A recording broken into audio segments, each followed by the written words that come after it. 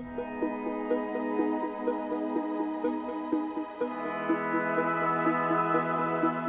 adalah wajah Tanah Abang saat ini, tepatnya di Jalan Jati Baru.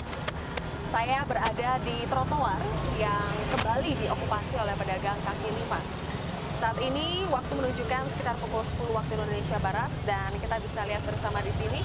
Saya juga didampingi oleh Bapak Kapolsek Tanah Abang, AKBP Lukman Cahyono.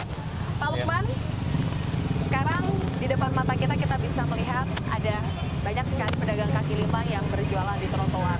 Selama ini Pak, kehadiran mereka ini banyak dipertanyakan. Kenapa mereka bisa berjualan di atas trotoar seperti ini? Seperti bau gas ya Pak ya. Baunya itu dirasakan, tetapi kasat mata kita tidak tahu siapa sebetulnya yang memfasilitasi mereka. Atau betulkah selama ini diduga ada praktik premanisme, praktik pungutan liar? Kalau yang ditemukan oleh kepolisian seperti apa Pak? Betul tidak Pak ada pungutan-pungutan liar seperti itu? Ya, jadi dari kita, dari petugas Polsek Tanah Abang selalu bekerja sama dengan Satpol PP maupun Dinas Perhubungan. Kita laksanakan penertiban tiap hari.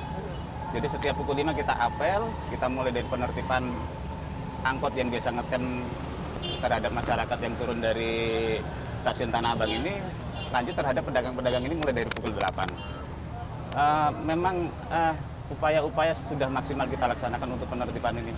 Jadi setiap setengah jam kita keliling, kita tertibkan masyarakat, kita dorong supaya mereka tidak meluber ke trotoar. Kita lihat sekarang juga. Tapi kenyataannya seperti ini bagaimana tuh Pak? Bahkan katanya kan sekarang yang diperbolehkan itu di belakang garis kuning Pak ya? Iya. Sekarang sudah ada yang melewati garis kuning, itu bagaimana dong? Iya, ini kalau nanti kita Satpol PP patroli, mereka jadi sifatnya mereka kucing-kucingan. Kita sudah berusaha, namanya masyarakat ini kan SDM-nya juga kita ketahui mereka terbatas. Ya. Untuk pekerjaannya mungkin mereka juga hanya ini saja.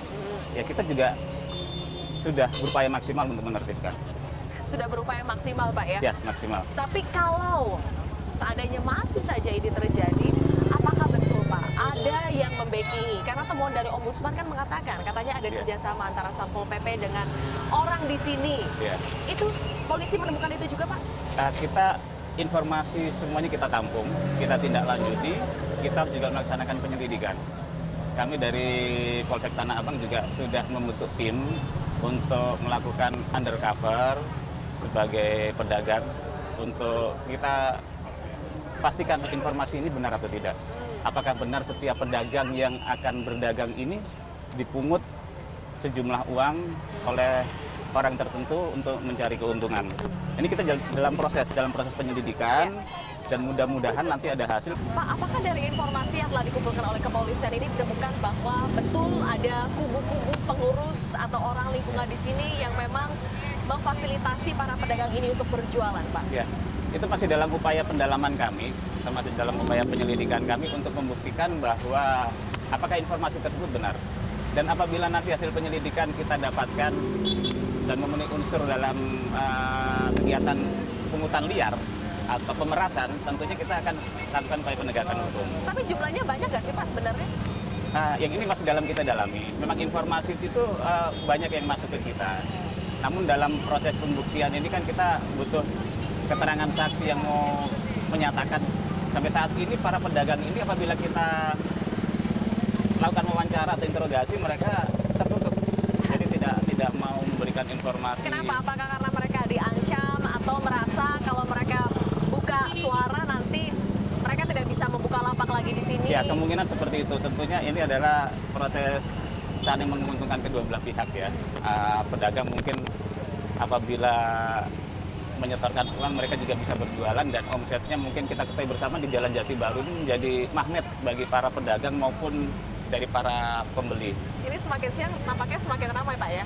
Ya, kondisinya memang seperti ini di Jalan Jati Baru. Biasanya puncak keramaian itu di jam-jam berapa Pak? Ini jam 10 ke atas sampai jam 12 cukup ramai, cukup padat. Oke. Sejumlah pihak menduga ada penguasa yang membuat para PKL berani berdagang kembali di sepanjang bahu jalan. Namun benarkah ada pihak-pihak di Tanah Abang yang menguasai lahan dan melakukan pungutan liar?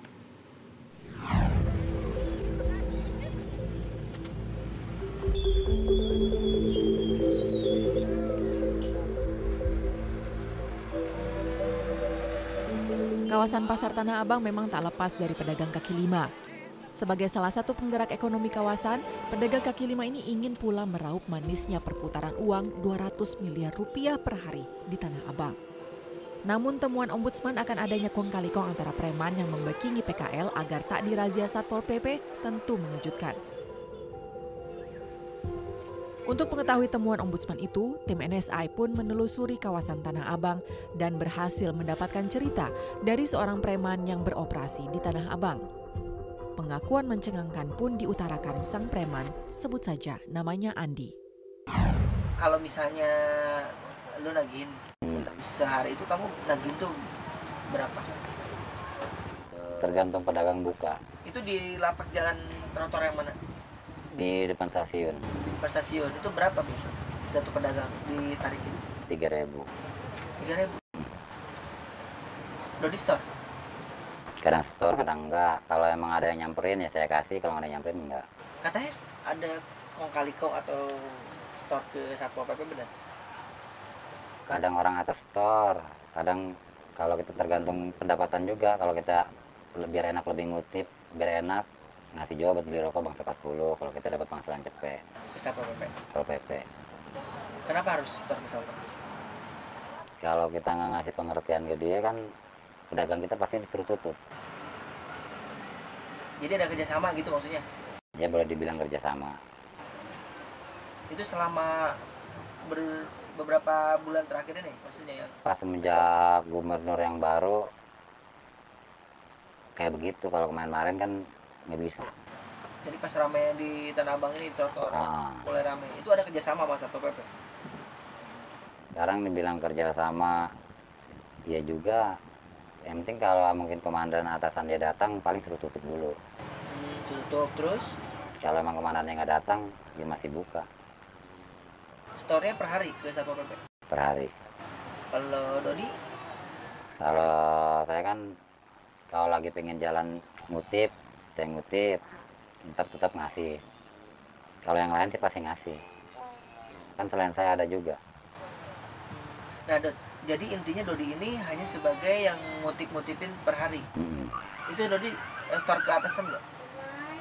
Ya kalau dia datang nyuruh orang minta saya kasih, kalau emang nggak datang nggak saya kasih. Jadi emang di situ tuh ada koordinatornya ya untuk apa, untuk lapak di trotoar tuh ada koordinator? Ada.